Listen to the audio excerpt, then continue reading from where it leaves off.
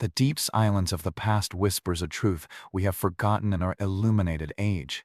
Our ancestors, who knew nothing of electric hum or glowing screens, possessed a gift we desperately chase.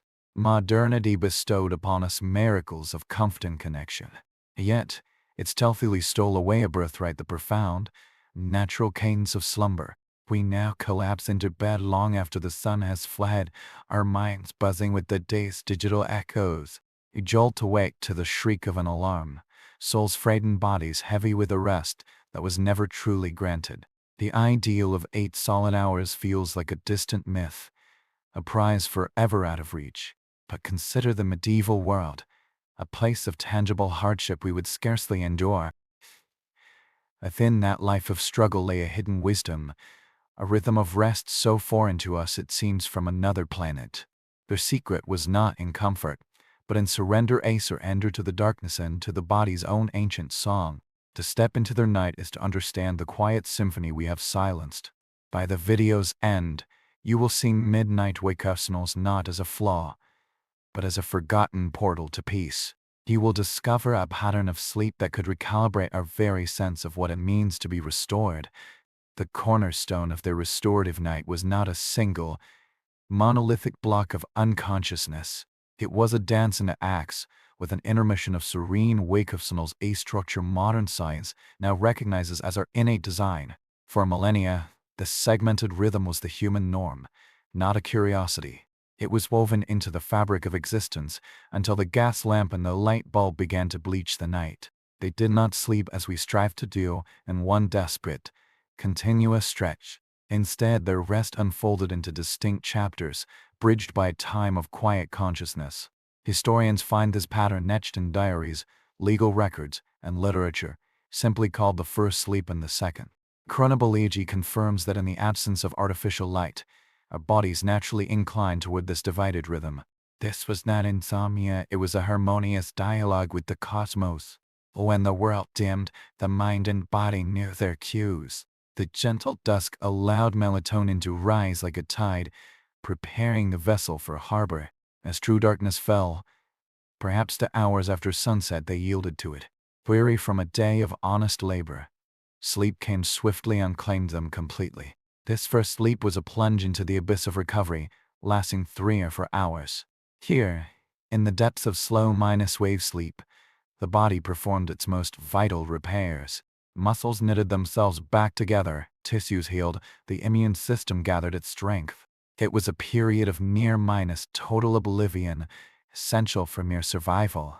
To awaken from this first sleep was expected, natural, and calm.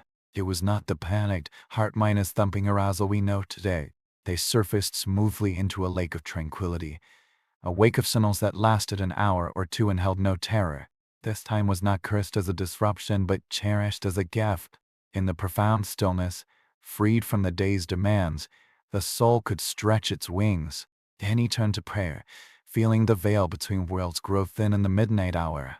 Others engaged in quiet reflection, piecing together the day's events or dreaming of tomorrow. For couples in crowded dwellings, it was a rare island of privacy and intimacy. Some performed gentle tasks, mending a garment by ember-glow, reading a precious text by moonlight. This was the night watch, a personal sanctuary in the heart of darkness. The practice was so commonplace it threads through the documents of an entire continent. To suggest sleeping straight through from dusk till dawn would have puzzled them as much as our midnight scrolling puzzles us. Their night was a landscape with contours, peaks, and valleys.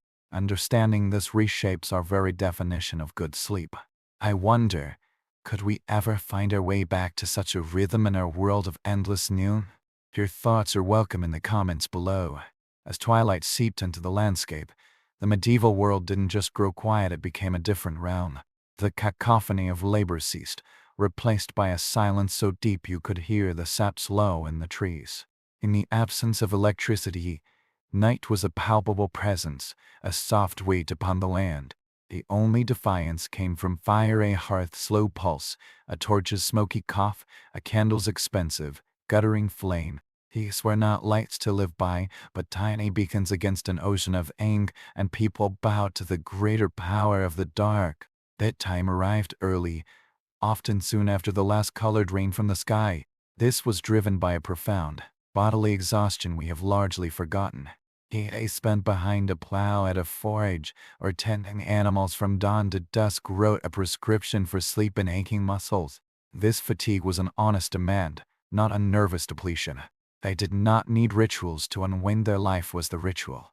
First sleep, what some texts call dead sleep, was profound and immediate. It was a drowning into depths, often dreamless, where the body claimed its due. Here, in the delta waves, the physical self was remade.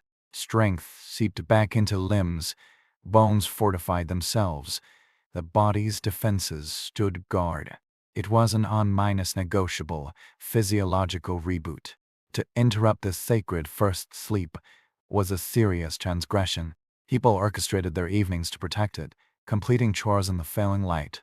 They secured the animals, drew water, laid out tools for dawn, all to ensure nothing would breach this essential restoration.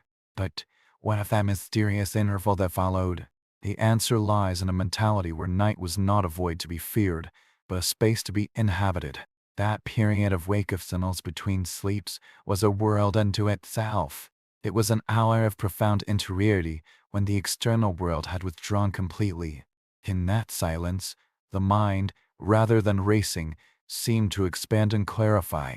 This was not the anxious tossing we know science suggests prolactin levels rose, fostering a state of peaceful contentment. It was a natural, meditative plateau. Within this bubble of night, people engaged in the most meaningful private acts. It was a time to commune with the divine, to feel prayer travel unimpeded by daytime static. Monks would chant their matins in cold choirs, while families murmured devotions by the hearthside. It was also a time for the mind to work its quiet magic. In the absence of distraction, one could review the day's ledger, ponder a dilemma, or simply wander in memory. Spouses shared conversations that daylight, with its duties, never permitted. For some, it was a time for practical, hushed tasks. The tactile work of spinning wool or checking on sleeping children was a pocket of time that belonged solely to the self, a luxury in a communal life.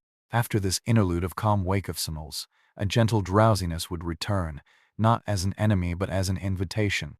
Having nourished the mind and spirit, the body was ready for the second chapter. This second sleep was of a different character altogether. It was lighter, more porous, often vibrant with tunes. This was the realm of REM sleep, where the brain sorted, filed, and wove narratives. Our ancestors often viewed these morning dreams as messages, rich with omen and symbol.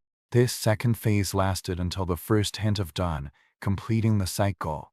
If the first sleep prepared the body, the second sleep organized the mind. Here, memories were cemented, skills consolidated, the psyche's stories told. Waking from this second sleep was a gradual dawn within. It happened with the sun's first pale intrusion in the world's soft resumption of sound. No alarm shattered this delicate emergence. It was a slow, gentle birth into the new day. This befold system was a masterpiece of biological efficiency, perfectly marrying need to opportunity. It offered restoration for both clay and spirit, a harmony we have tragically fractured. Imagine beginning each day not with a shock, but with such a serene emergence. What clarity might that bring? Next, we must consider the vessel that held this sleep, the medieval bedroom itself. To modern senses, a medieval sleeping space would feel stark, even severe. We crave plushnesss and personal cocoons. Yet, this very austerity fostered a neurological calm we struggle to achieve. The sleeping environment was free of the ceaseless stimulation that besieges us. No screens, no blinking lights, no clutter, just a quiet, dark simplicity that beckoned rest. Beds were often simple platforms of wood, raising the sleeper from the chill and damp of earthen floors. For the wealthy, a feather-minus stuffed mattress was a cloud of luxury. For most, a sack filled with straw or wool provided a firm, breathable cradle that supported the spine.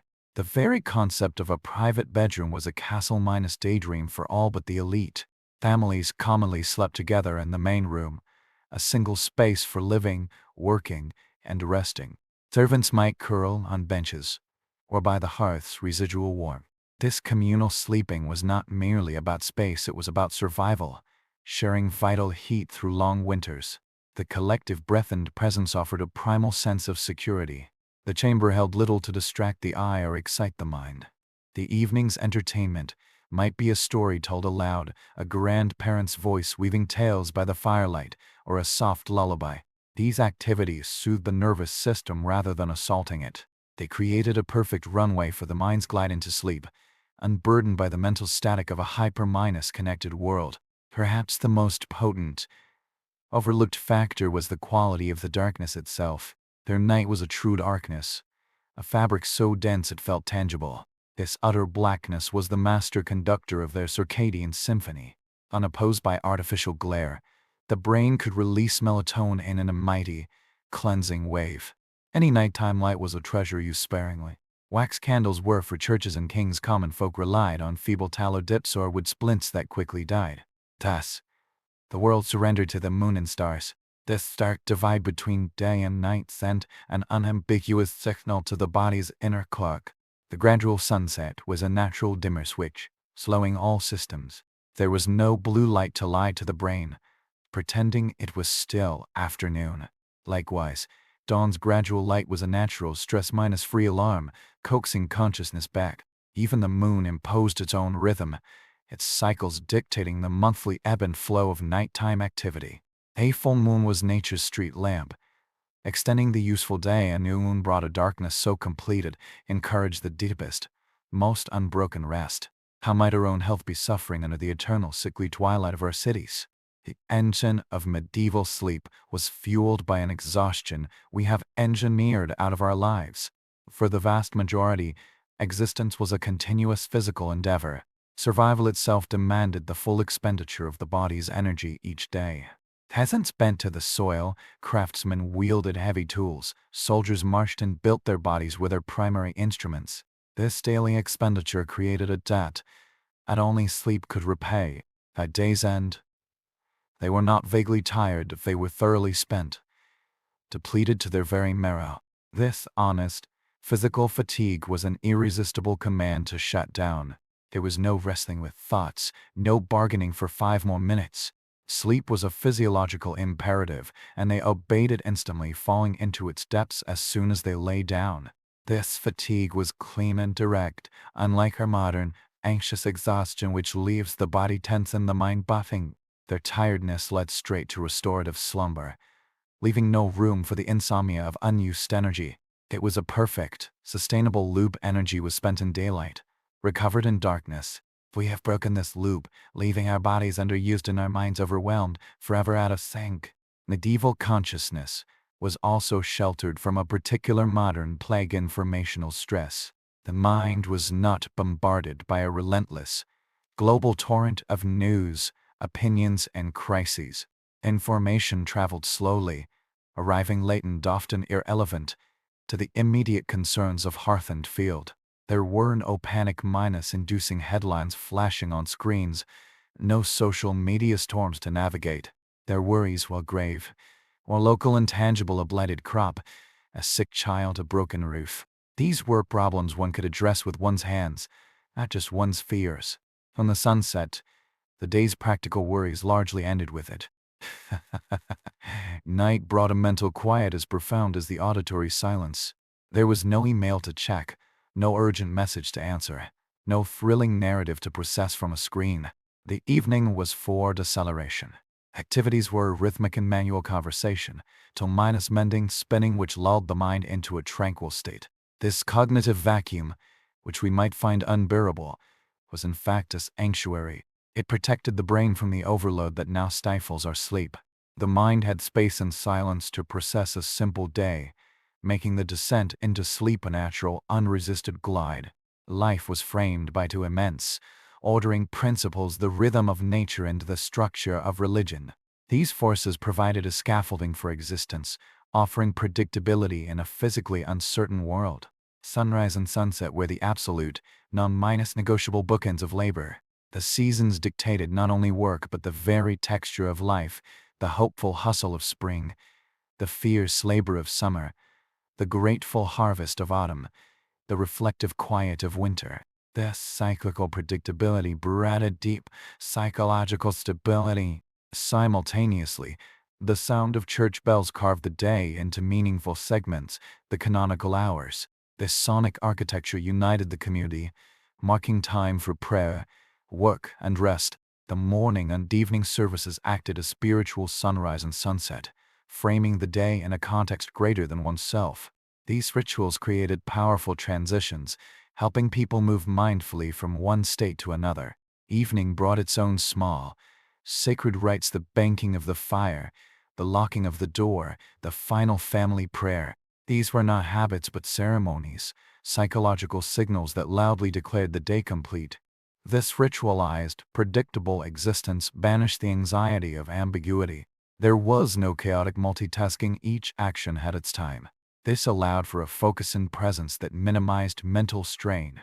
The resulting peace of mind was perhaps the most crucial ingredient for deep sleep. A mind not haunted by what minus ifs or cluttered with unfinished business was a mind ready to rest as deeply as the body. Ultimately, the profound secret was harmony, a seamless, unconscious alignment with their own biology. They did not manage their rhythms, their lives were the rhythm. They were as integrated into the solar cycle as the plants they tended. Their bodies received the cues they were evolved to expect, without contradiction. Early sleep in true darkness triggered a powerful, unimpeded melatonin surge, the true conductor of nocturnal repair. Dawn's light naturally halted this process, triggering cortisol to energize the waking body. Their hormonal symphony played in perfect time with the planet's rotation. Even their biphasic sleep pattern aligned with nightly hormonal ebbs and flows. Strenuous daytime activity raised the body's temperature and metabolism, a cleared daytime signal. Evening brought a sharp drop into physical calm, an equally clear nighttime signal. This stark contrast left the body in no doubt about its mode. Their diet, simple and seasonal, further synchronized their inner clocks. They lacked our chemical stimulants. Their last meal was early and light, allowing digestion to finish before restorative sleep began. Our modern world has declared war on this ancient biology. The blue light from our devices tricks the brain into perpetual afternoon. Shift work forces white signals against the body's desperate pleas. 20 minus for minus, our access to everything blurs all sacred boundaries. We live in a state of social jet lag, perpetually out of phase with ourselves. The cost is the epidemic we see: insomnia, unrefreshing sleep, and diffuse anxiety. These are the cries of a biology in rebellion. The story of medieval sleep is not a nostalgic fable, but a vital mirror. It shows that the path to rest does not lie in more technology, but in less contradiction. The wisdom is not out there, but deep within our own cellular memory. It waits for us to lower the lights, to move our bodies in daylight, to cultivate pockets of true silence. The secret to perfect sleep is not a future invention. It is a past we carry in our bones, patiently awaiting our return. We have journeyed into the deep, quiet nights of a distant age and discovered a forgotten art of rest. Their segmented sleep, their surrender to natural light and dark, their honest fatigue and mental quiet, these were the pillars of true restoration. Their example teaches that the key to sleep is not a harder pursuit, but a simpler alignment. We cannot, and perhaps should not, abandon our world entirely, but we can borrow their wisdom to honor the dusk, to seek rhythm over rush, to value physical exertion, and to guard silence as the precious commodity it is. Do you believe a return to such a pattern is possible in our always minus-on world? What fundamental changes would it require in how we live and work? Share your reflections below, and if you wish to explore more forgotten harmonies of the past, consider joining us by subscribing to the channel. The profound quiet of a pre-minus electric world cradled a restorative truth we've nearly erased with our endless day. They slept as we can only dream of sleeping, naturally, deeply, and in harmony with a rhythm we have since broken. Our age provides astounding comforts and cures, a bounty of information at our fingertips. Yet, it has robbed us of a fundamental inheritance: the unforced, restorative tide of natural sleep. We stumble to bed with minds illuminated by screens, drowning in the residue of global anxieties. We are ripped from our rest by mechanical alarms, rising fractured and weary, as if we never truly slept at all. The coveted 8-, our stretch feels like a modern artifact, a brittle goal that crumbles under the pressures of contemporary life. Yet, there exists a forgotten model, honed in an era of profound physical hardship. The stark realities of medieval life lay in intuitive mastery of rest, a pattern so elegantly attuned to human biology it appears radical to our disrupted minds. Their secret was not found in ease, but in a profound alignment they surrendered to the unalterable cycles of light, labor, and darkness. To walk through their night is to encounter a lost art of restoration. As this exploration unfolds, you will discover why waking at midnight was once a sweet, productive interlude, not a curse. You will learn how this ancestral rhythm holds a mirror to our own fractured rest, revealing a path back to wholeness. The central revelation of medieval sleep, now being rediscovered in sleep labs, is its elegant duality. Rest was not a single, unbroken state, but a deliberate, to-minus phase process, punctuated by a conscious and cherished period of vacationals. This segmented pattern was not a cultural accident, but the human body's ancient, innate design, persisting for millennia until artificial lights severed our connection to true darkness. They did not pursue a monolithic block of sleep as we do. Instead, they experienced their night into distinct movements, separated by a tranquil interval of reflective quiet. This model, echoed in historical records as first sleep and second sleep, represents a biological norm, not a disorder. Chronobiology suggests that without electric light, our systems naturally drift toward this divided rhythm. It was a graceful adaptation to the environment, not a sign of restless discontent. As daylight faded and true darkness asserted itself, the body's internal chemistry shifted obediently. Melatonin rose unimpeded, a gentle chemical lullaby preparing every cell for repair. When the last ember of twilight died, people surrendered to this pull. Exhausted by a day of tangible labor, sleep did not need to be courted, it claimed them swiftly. This first sleep was a deep dive, a period of intense physical restoration lasting several hours. Within this profound stillness, the body undertook its most critical work. Muscles, strained from the day's toil, were rebuilt.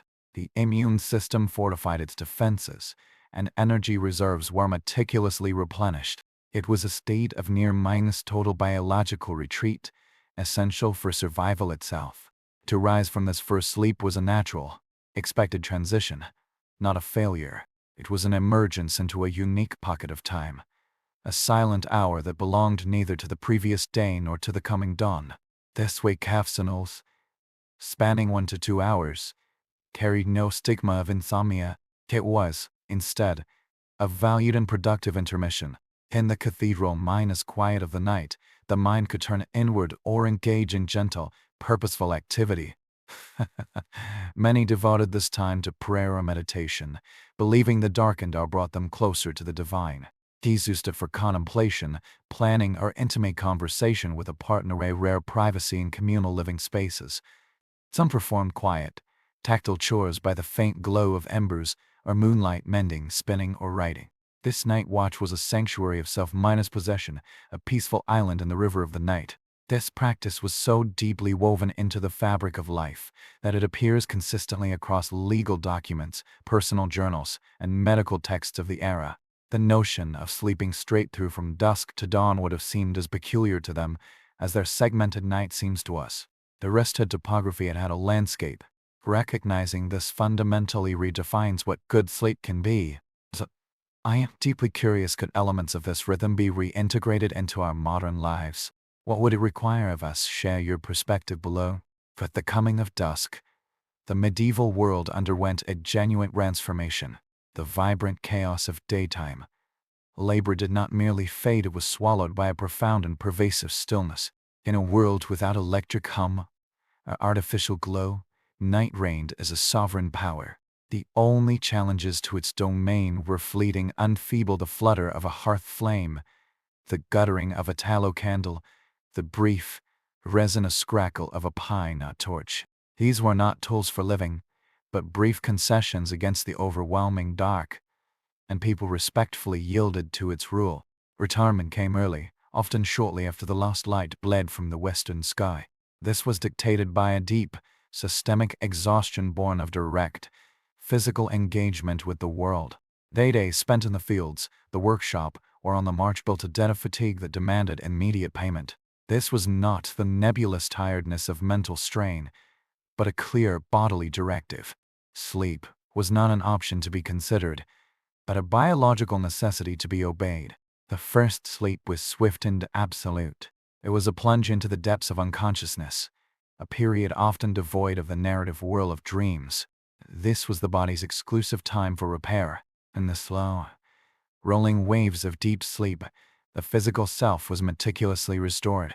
Strength was channeled back into weary limbs, cellular damage was addressed, and the vital systems were calibrated anew. This phase was so crucial that its interruption was considered a serious offense. Evening routines were designed to protect it, with all necessary tasks completed in the waning light to secure an unbroken descent into this essential state.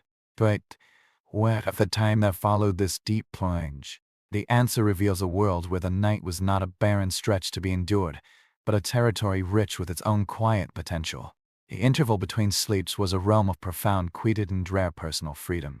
It was a space where the frantic pace of survival halted, and a different kind of consciousness could flourish. This waking period bore no resemblance to the anxious, clock-minus watching frustration of modern insomnia. Research indicates hormonal shifts, like increased prolactin, may have fostered a state of calm receptivity. It was a natural, peaceful plateau of wakefulness. Within this nocturnal interlude, people engaged in activities that required a different quality of attention. It was a prime time for spiritual communion, for prayers that felt more immediate in the universal silence. It was also an ideal moment for introspection to review the day's events, ponder dilemmas, or simply let the mind wander without agenda. For couples, it offered precious privacy for conversation or intimacy. Others used the time for gentle, manual tasks that soothed rather than stimulated the rhythmic turn of a spinning wheel, the careful darning of cloth. This was stolen time, reclaimed from the obligations of day and night, belonging wholly to the individual. Following this period of conscious rest, a gentle pull towards sleep would naturally return. Having nourished the mind and spirit, the body was ready for the second phase of its nightly journey. This second sleep was qualitatively different, lighter, more elastic, often vibrant with dreams. This is the domain of our EM sleep, where the brain processed emotions, solidified memories, and spun its intricate internal stories. Our ancestors often imbued these morning dreams with significance, viewing them as omens or divine messages. This final sleep's cycle lasted until the first signs of dawn. If the first sleep was for the body's renovation, the second was for the mind's integration and the spirit's expression. Waking from it was a gradual process, synchronized with the sun's gentle ascent. There was no violent alarm, only the slow infusion of light and the creeping return of sound from the waking world. This 2-act structure of rest was a masterpiece of biological efficiency, addressing physical and psychological needs in distinct, optimal phases. It was a holistic system we have since dismantled. Consider the potential of starting each day not with a jarring shock, but with such a serene and natural awakening. What grace might that lend to our hours? To understand this fully, we must also envision the vessel that contained such sleep, the medieval sleeping chamber. The contemporary sensibilities, the medieval sleeping environment would appear austere or even harsh. We prioritize individualized comfort and sensory isolation. Yet, this very simplicity cultivated a neurological calm that eludes us in our cluttered, stimulus-rich bedrooms. The space was devoid of the relentless sensory input that characterizes modern life. No blinking electronics, no notifications, no visual noise. It was a temple of quiet darkness, purpose-built for surrender. Beds were often simple wooden frames, elevating the sleeper from the dampened drafts of the floor. For the elite, a feather mattress represented the pinnacle of luxury. For most, a mattress stuffed with straw or wool provided firm, breathable support, often better for spinal alignment than our overly soft surfaces. The concept of a private bedroom was a rarity, reserved for the very wealthy. Families typically slept together in the main living area, a multi-purpose space for daily life. Servants slept where they could, often on pallets near the warmth of the hearth. This communal sleeping was a practical necessity for warmth and security, fostering a primal sense of safety and shared vulnerability. The room held little to distract or agitate the mind before sleep. Evening entertainment was often auditory and communal stories shared by firelight, songs sung softly, conversations winding down. These activities gently eased the nervous system toward rest, unlike the stimulating glare of screens that hijack our attention. They created a slow, mindful transition into the night's embrace, free from the cognitive clutter that now so often delays our sleep. Perhaps the most potent, yet invisible factor was the absolute quality of the darkness itself. Their night was not merely the absence of sun, it was a positive presence, a velvety obscurity that touched all things. This profound darkness was the essential conductor of their restorative cycle. Uncontaminated by light pollution, the brain's pineal gland could release melatonin in a powerful, unimpeded surge. Artificial light at night was a costly luxury used sparingly. Thus, when the sun set, the world was reclaimed by a darkness so complete, it reset the human internal clock. The gradual dimming of twilight served as a perfect, natural cue for the body to begin its win-down. There was no counterfeit daylight from bulbs or LEDs to confuse our biology. Conversely, the slow brightening of dawn provided a gentle physiological alarm, coaxing the body awake with natural cortisol rhythms. Even the moon's cycle played a role, its waxing and waning creating a secondary, lunar rhythm to life. The full moon granted a luminous, silvered extension to the evening. The new moon brought a darkness so total it encouraged the deepest, most uninterrupted slumber. How might our constant immersion in artificial light be starving our biology of the essential signal of true night? The fuel for this exquisite sleep engine was a kind of exhaustion largely absent from modern life. For medieval people, existence was synonymous with continuous, demanding physical exertion. Survival was an athletic endeavor, requiring the full expenditure of bodily resources each day. From the peasant in the field to the mason on the scaffold to the soldier on the march, life was a test of endurance. This daily output created an negotiable debt that only profound sleep could settle. By day's end, fatigue was not a vague feeling but a total physiological state. This deep, physical depletion was an irresistible command to shut down. Sleep descended not as a guest to be invited, but as a sovereign to be obeyed. They fell into it quickly, soundly, and completely. This fatigue was straightforward and clean, born of muscles pushed to their limit, not of a mind wearing with unresolved stress. It led directly to restorative sleep, bypassing the anxious rumination that plagues so many today. It established a sustainable loop. Energy was spent in fall under the sun, and reclaimed in fall under the stars. We have disrupted this ancient economy, creating bodies underused and minds overwhelmed, a mismatch that lies at the heart of our sleep disorders. The medieval mind was also shielded from a uniquely modern affliction, the siege of informational stress. Consciousness was not assaulted by a ceaseless, global torrent of news, opinions, and crises. Information traveled at the pace of a walking person, or a galloping horse, often arriving late and abstract, with little direct bearing on daily life. There were no breaking news alerts, no social media feeds churning with outrage or comparison. Anxieties, while serious, were concrete and local: a faltering harvest, a leaking roof, a child's fever. These were problems one could physically address, not just worry about endlessly. When night fell, the arena for these tangible worries closed. Darkness brought a cognitive quiet as deep as the silence outside. There's no digital world demanding attention, no inbox to clear, no endless scroll to numb the mind. The evening was for deceleration. Activities were manual, repetitive, and soothing, the very antithesis of mental bombardment. This cognitive respite, which we might perceive as boredom, was in fact a sanctuary for mental health. It protected the brain from the overload that now stifles our transition to sleep.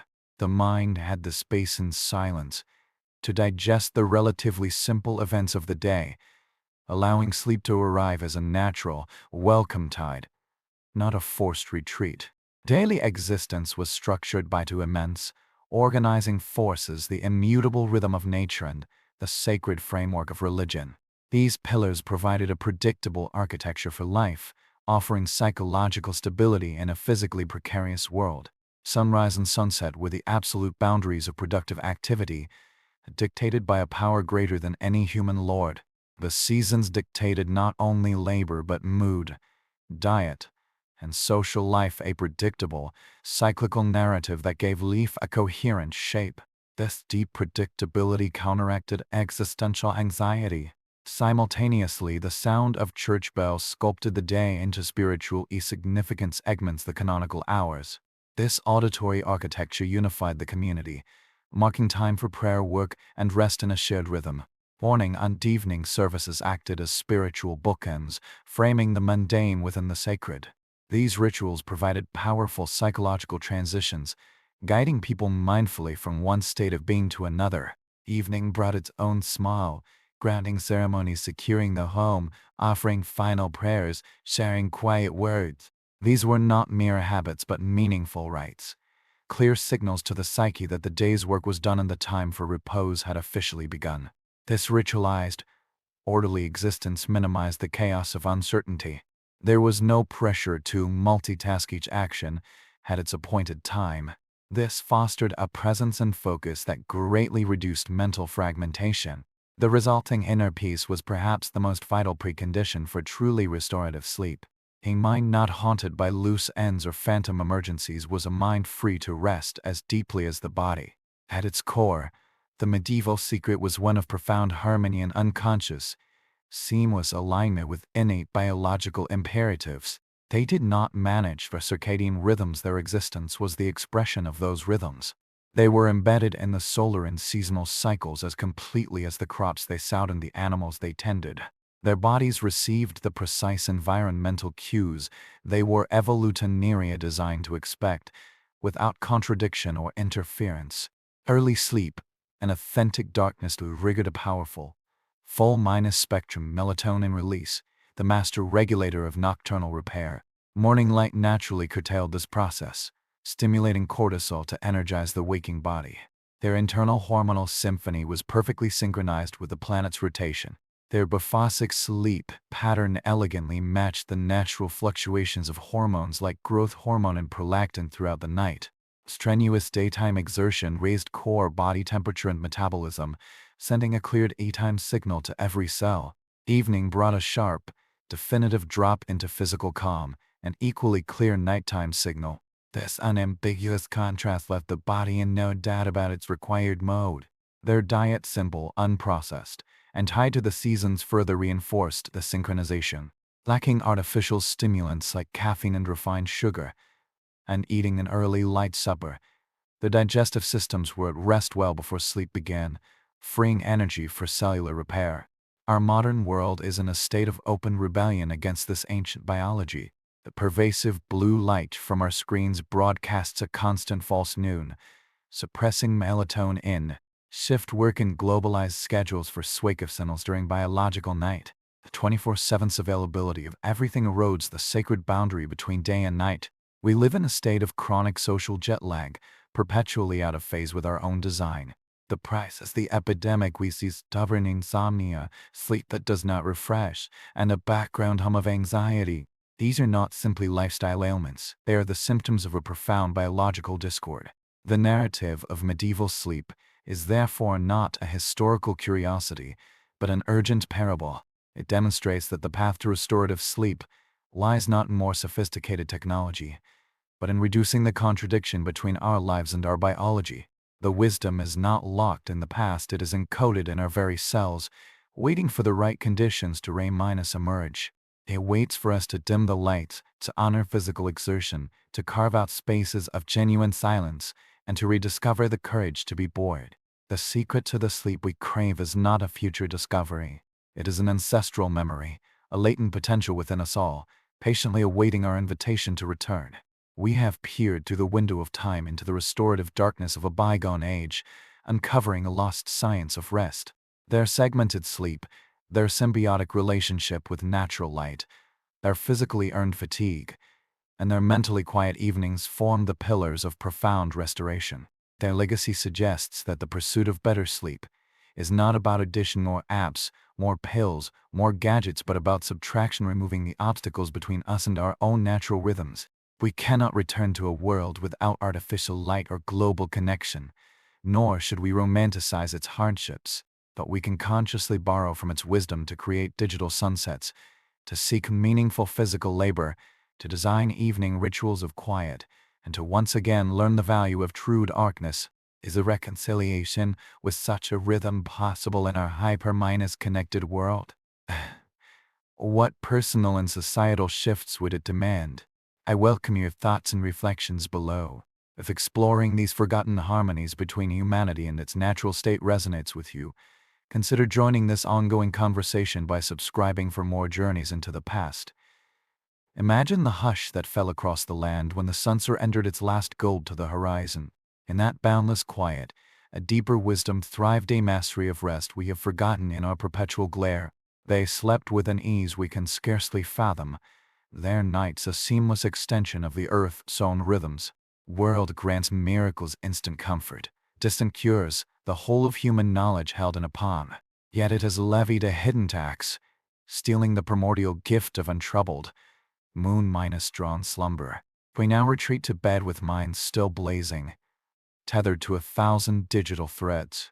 We are catapulted from sleep by alarms, rising with a sour fatigue as if our rest were counterfeit. The ideal of a solid, unbroken 8 hours feels like a taunt, a mirage in the desert of our schedules. But another pattern exists, forged in an age of candle-glow and physical toil. Within the stark confines of medieval life lay an intuitive, elegant approach to rest, a design so alien to our fractured nights, it feels revolutionary. Their secret was not comfort, but congruence, a life shaped by the sun's arc and the body's honest needs. To slip into their night is to learn a forgotten language of restoration. By the end of this exploration, you will understand why the midnight hour was once a haven of calm productivity. You will see how this ancestral template reveals the flaws in our own restless culture, pointing toward a more harmonious way to live and sleep. The foundational insight, now echoed by sleep science, is that medieval rest was a deliberate sequence, not a single event. Sleep arrived into distinct tides, with a purposeful interval of wakefulness flowing between them. This segmented structure was humanity's original design, an intrinsic rhythm that governed our nights until gaslight and glass bulbs painted over the darkness. They did not experience sleep as a monolithic block to be conquered. Instead, their night unfolded into harmonious movements, divided by a span of conscious, tranquil awareness. Historical accounts simply call it the first and second sleep, a rhythm so ingrained it needed no complex name. Theology confirms that absent artificial light, our internal clocks naturally tick toward this divided pattern. This was not a disorder, but a dialogue, a graceful adaptation to the planet's slow turn. As light bled from the sky and true darkness pooled in the corners of the world, the body's chemistry shifted in obedient response. Melatonin, the sandman of the bloodstream, rose in a gentle tide. When the last color faded, people yielded to its pull. Weariness earned by hands and backs made sleep a swift and certain guest. This first sleep was a deep descent, a period of intense somatic renewal lasting several hours. Here in the silent workshop of the body, the day's wear and tear was meticulously undone. Muscle fibers stressed by labor were repaired. The immune system patrolled and fortified. Energy reservoirs were refilled to the brim. It was a state of profound biological retreat, necessary for life itself. Emerging from this first sleep was neither an accident nor an annoyance. It was a natural passage into a unique temporal space, a silent interlude that belonged wholly to itself. This wakefulness, lasting an hour or more, carried no shadow of failure. It was instead a cherished interval. In the world's deep stillness, freed from daytime's demands, the spirit could expand. Any turn to prayer or quiet reflection, feeling the night thin the veil between the mundane and the eternal. Others used it for planning, study, or intimate conversation, a rare chance for connection in a crowded home. Some performed gentle, manual tasks by the faintest light, knitting, whittling, writing thoughts on precious parchment. This night watch was a sanctuary of inwardness, a peaceful breach in the continuity of dark. The practice was so commonplace it threads through court records, diaries, and literature without fanfare. To them, the notion of sleeping straight through would have seemed as peculiar as our habit of staring at luminous rectangles deep into the night. The night had architecture, it had rooms. Acknowledging this reshapes our entire understanding of restorative rest. I invite your reflection: is there space in our modern lives for such a rhythm? What would we need to change? Your thoughts are welcome below. Dusk did not merely bring demons to the medieval world, it triggered a profound metamorphosis. The vibrant, sprawling noise of daytime endeavor didn't fade, it was absorbed into an immense, living quiet, without electric light to push it back. Night was a presence, a soft weight on the landscape. The only dissent came from fire, a hearth's pulsing heart, a candle's struggling flame, a torch's brief, resinous protest. These were not lights to see by, but humble acknowledgments of the dark supremacy, and people wisely acquiesced. The hour for sleep arrived early, often on the heels of the vanishing sun. This was commanded by a deep systemic exhaustion born of direct communion with the material world. A day spent wresting sustenance from soil, shaping wood or metal, or traversing miles on foot wrote a prescription for sleep in aching sinew and bone. This fatigue was an unequivocal demand, not a nebulous suggestion. Sleep was not a luxury to be considered, but a debt to be paid, and they paid it promptly. The first sleep was total and swift. It was a submersion into the depths, often a dreamless void where the physical self underwent its essential repairs. In the slow, undulating waves of deep slumber, the body was remade from the inside out. Vitality was channeled back into depleted limbs, cellular breaches were sealed, and the body's inner governance was restored to order. This phase was so vital its interruption was a serious transgression. Evening routines were sacred rituals to protect it. All chores concluded in the failing light to ensure an unimpeded voyage into this necessary oblivion. But what came after this deep immersion? The answer lies in a worldview where the night was not an empty wasteland, but a landscape rich with potential for a different kind of wakefulness. The interval between sleeps was a domain of profound quiet and rare autonomy. It was a pause in the machinery of survival, where a more reflective consciousness could emerge. This waking period bore no kinship to the clenched, anxious frustration of modern sleepslands. Science suggests hormonal changes, like a rise in prolactin, may have fostered a serene, contemplative state. It was a natural plateau of mindful calm. This nocturnal parenthesis, people engaged in pursuits requiring a different quality of attention. It was prime time for spiritual intimacy, for prayers that felt whispered directly into the ear of the cosmos. It was also ideal for mental digestion to turn over the day's events, unravel a problem, or simply let thought drift like smoke. For partners, it offered a canvas for private conversation or closeness. Others used the time for soothing, repetitive tasks that calm the nerves, the rhythmic pull of thread, the careful repair of a tool. This was reclaimed time, a secret art gifted by the night, belonging solely to the individual. After this interlude of conscious repose, a gentle tug towards sleep would naturally reassert itself. Having tended to the mind and spirit, the body was prepared for the night's final movement. This second sleep was of a different character, lighter, more porous, often luminous with dreams. This was the realm of REM sleep, where the brain wove narratives, sorted emotional experiences, and cemented memory. Our ancestors often regarded these morning dreams as significant, interpreting them as portents or divine counsel. This final cycle lasted until the first hint of dawn tinged the sky. If the first sleep renovated the corporeal self, the second sleep integrated the conscious experience and tended to the psyche. Waking from it was a gradual unveiling, synchronized with the sun's gentle ascent. No shrieking alarm shattered this delicate emergence. It was a slow, organic return to the world, guided by lightened birdsong.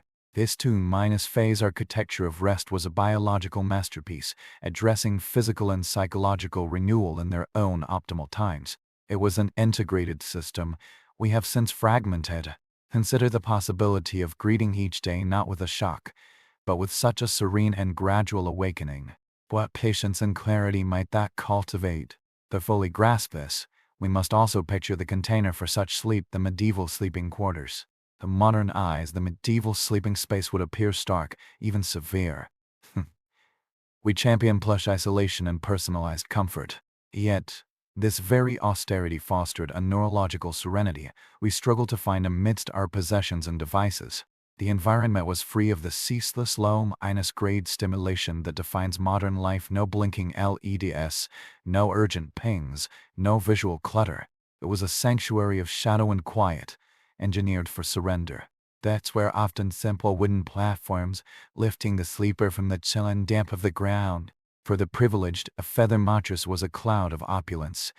For most, a sack filled with straw or wool offered firm, breathable support, often more aligned with natural spinal posture than our sinking mattresses. The idea of a private bedroom was a fantasy for all but the elite. Families typically slept together in the main living space, a room that served all purposes by day. Servants and children slept on pallets or in loft spaces, clustering for warmth. This communal sleeping was a practical strategy for survival, fostering a deep, animal comfort in shared breath and proximity. The room held little to hijack attention before sleep. Evening entertainment was often naural and shared tales recited by firelight. Songs hummed softly, the murmur of family talk. These activities gently shepherded the nervous system toward rest, unlike the hyper-stimulating glare of screens that hijack our dopamine pathways. They created a slow, deliberate ramp into the night's embrace, unburdened by the cognitive static that now so often barricades our sleep. Perhaps the most powerful, yet invisible, ingredient was the absolute quality of the darkness itself. Their night was not just an absence of light, it was a substantive presence, a soft, black wool thrown over the world. This profound obscurity was the essential conductor of their restorative cycle. Impolluted by artificial glow, the brain's pineal gland could secrete melatonin in a potent, uninterrupted stream. Artificial illumination was a costly extravagance, hoarded for necessity. Thus, when dusk fell, the world was reclaimed by a darkness so complete, it reset the human organism. The gradual dimming of evening light served as a flawless, natural cue for the body to begin its deceleration. There was no counterfeit electronic daylight to lie to our biology, tricking it into perpetual alertness. Conversely, the creeping light of dawn provided a gentle, physiological nudge, awakening the body with its own natural chemistry.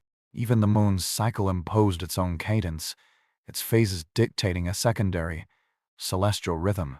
The full moon granted a spectral, silvered grace to the evening. The new moon brought a darkness so absolute it invited the deepest, most healing slumber.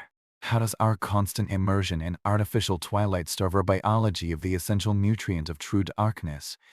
The fuel for this refined sleep engine was a form of exhaustion modernity has largely engineered away. For medieval people, existence was a continuous, demanding physical negotiation with the world. Survival was an athletic feat, requiring the full expenditure of corporeal capital each day. From the farmer in the field to the blacksmith at his anvil to the weaver at her loom, life was a testament to endurance. This daily output created an undeniable debt that only profound sleep could settle. By day's end, fatigue was not a mood but a total somatic state. This deep physical depletion was an irresistible mandate to cease. Sleep did not arrive as an option, but as an imperative. They succumbed to it swiftly, undoubtedly. This fatigue was direct and unambiguous, born of muscles tested to their limit, not of a mind tangled in abstract anxieties. It led unerringly to restorative sleep, bypassing the fretful insomnia that plagues our age.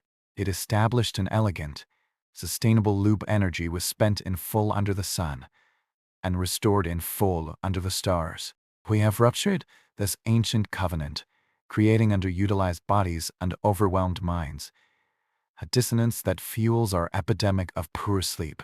The medieval psyche was also insulated from a particularly modern scourge, the bombardment of informational stress.